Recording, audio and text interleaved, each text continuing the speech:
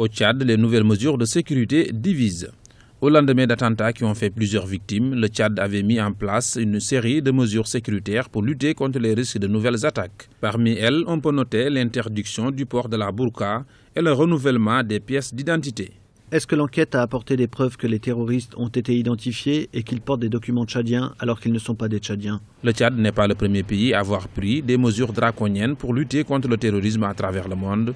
Pour de nombreux spécialistes, les autorités devraient mettre sur place parallèlement une campagne d'information et de sensibilisation auprès de la population pour accompagner ces dites mesures. Les mesures de sécurité prises par le Tchad sont importantes. Je pense même qu'elles sont impérieuses dans la mesure où il ne faut plus rien laisser passer. Le fait d'interdire le port de la burqa est une mesure de sécurité que tout pays sérieux devrait normalement adopter en de pareilles circonstances.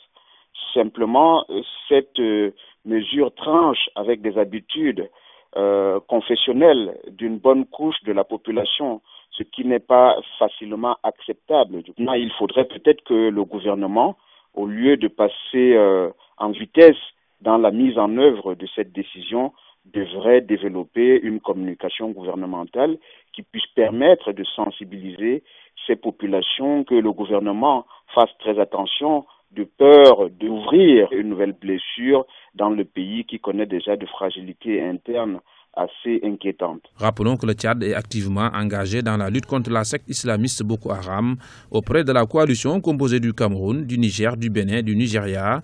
N'Djamena devrait abriter le quartier général de cette force multinationale estimé à quelques 8700 soldats, policiers et civils. Un engagement militaire qui ferait de ce pays d'Afrique centrale la cible des islamistes de Boko Haram.